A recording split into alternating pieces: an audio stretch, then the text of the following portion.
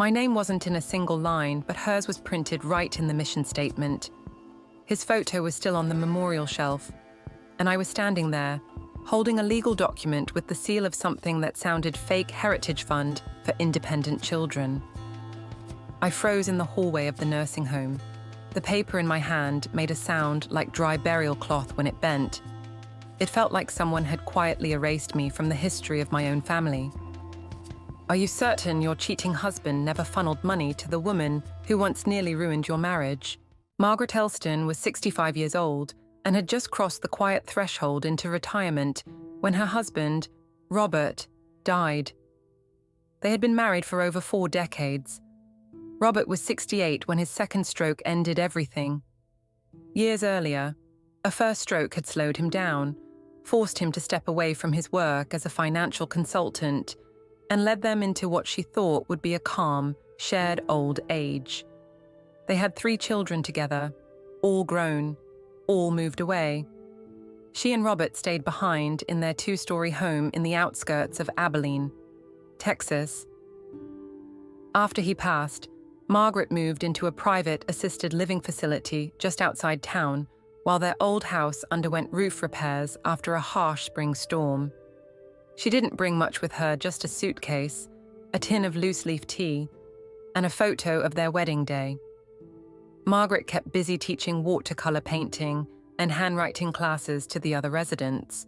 She avoided TV and only read the local paper. She thought she had made peace with her grief. She believed the pain was behind her, buried with Robert.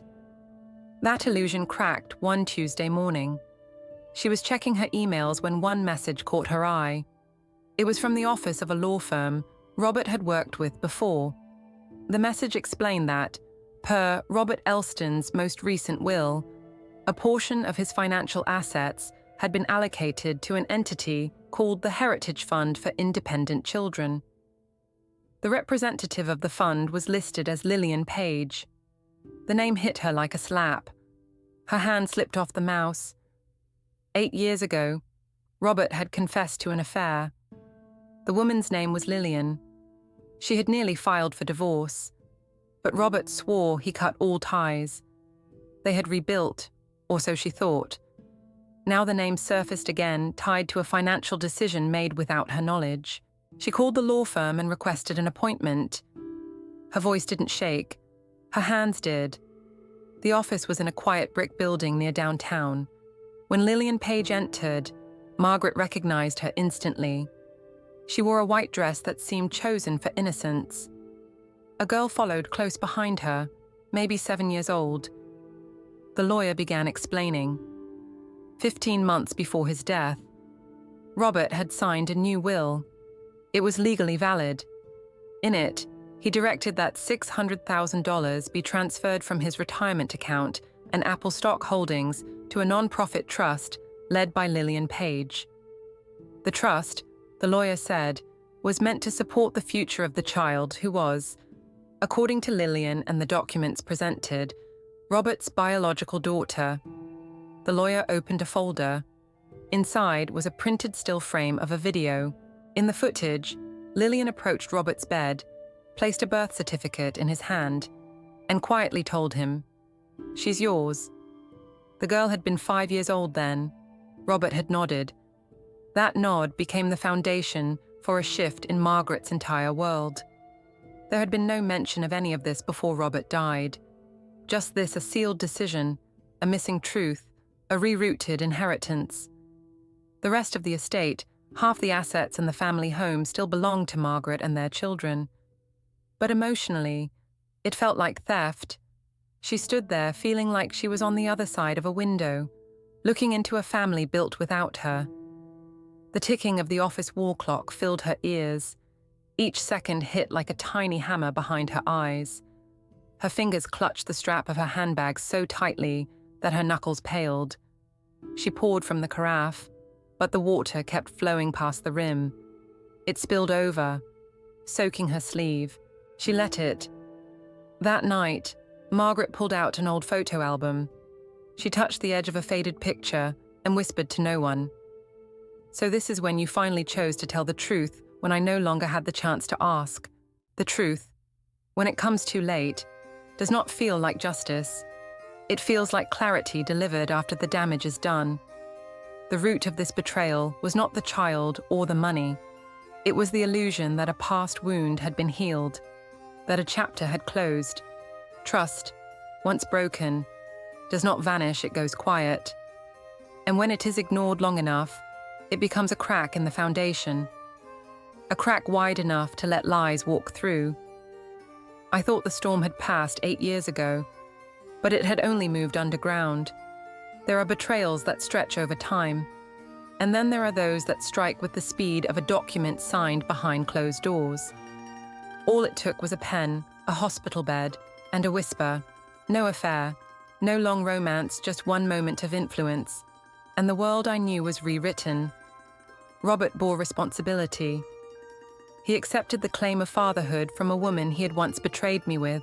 He signed a new will while lying in a hospital bed, without consulting his legal spouse or his children.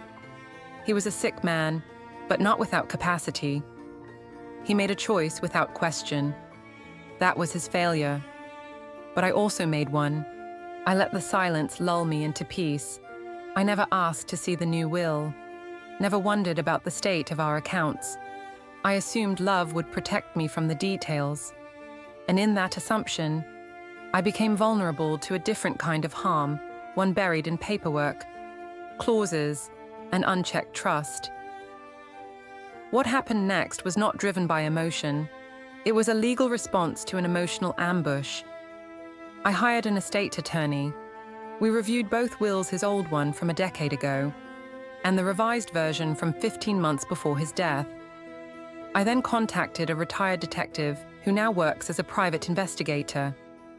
I handed him a single goal: verify the child, through surveillance footage, hospital logs, and communication records. He located the video Lillian visiting Robert, holding the hand of a child, placing a birth certificate on his tray. In that moment, Robert accepted her words without evidence. A nod, recorded forever.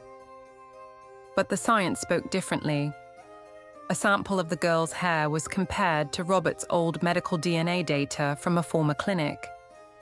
The result was conclusive, no biological match. With the evidence in hand, I met Lillian privately. I did not scream. I did not weep. I told her plainly, if you do not withdraw, you will lose everything: guardianship, reputation, and your freedom. Elder financial abuse is not a family dispute. It is a crime. She crumbled. She thanked me for not destroying her life. I asked for 3 things: her resignation from the trust, the full return of assets, and a written forfeiture of any claims to Robert's estate. All 3 were signed. The court later ordered the fund dissolved.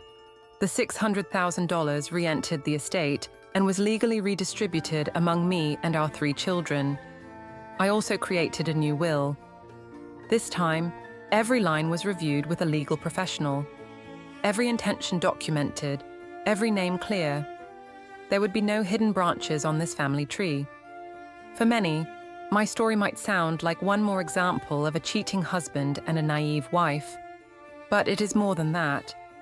It is a family betrayal story, written not in bedrooms, but in bank statements. And it is a reminder that the people who hurt us most often do it not with rage, but with omission. It is also a lesson when the law sleeps.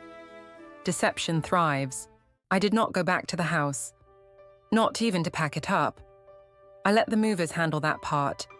I sold the place where we had once built a life and bought a small 1-story cottage near the city library in Fort Stockton, Texas. It had a porch with a crooked swing and a kitchen window that let in the afternoon sun. It did not carry the echo of anyone's footsteps but mine. Every Thursday afternoon, I read books aloud to children at the library. Story time. It had been my secret wish during all those years in the classroom to teach without grading, to read without rules. The children don't know my past. They just know the sound of my voice and the characters that come alive when I speak.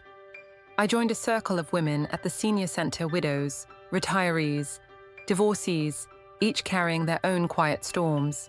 We meet once a week and talk about things our mothers never told us: how to read a pension statement, how to appoint a financial executor, how to make peace with silence. I told them my story once, not to invite pity, but to prove that truth, no matter how late it arrives, still matters. As for Lillian, she left the trust. She disappeared from the legal fight without a word. I never contacted her again. I did not need closure. I only needed quiet. And now, I had it. I no longer wanted to win. I wanted to be done. Some women measure healing in new love, or new haircuts, or flights to distant cities. For me, healing came in a different form. It looked like signing a new will, knowing every line. It felt like unlocking my mailbox and seeing no more surprises. It sounded like my own voice, strong, measured, steady reading to a room full of children who never once asked me about my last name. I did not reclaim a marriage. I reclaimed a life. Because truth has its own kind of gravity. Sooner or later, it brings everything home. I do not stand here as someone who conquered heartbreak. I stand as someone who endured it, who investigated it, and who documented it. That is enough. If there is anything to take from this, it is this. You do not need to reclaim a cheating husband to reclaim your power, but you do need to open the drawer. You need to pull out the financial documents, the retirement accounts, the insurance policies. You need to read them, question them, understand them, especially if your spouse has been ill, forgetful, or unfaithful, especially if things have been left unsaid. And if something feels unclear, talk to a lawyer, not later, now. Do not let a will be the final word you ever hear from the man you built a life with. If you've lived through a betrayal like mine, say it, write it, record it, share it. Because somewhere, a woman is standing where I stood in a hallway, in shock, holding a paper with a stranger's name on it. And maybe she needs your voice to find her own.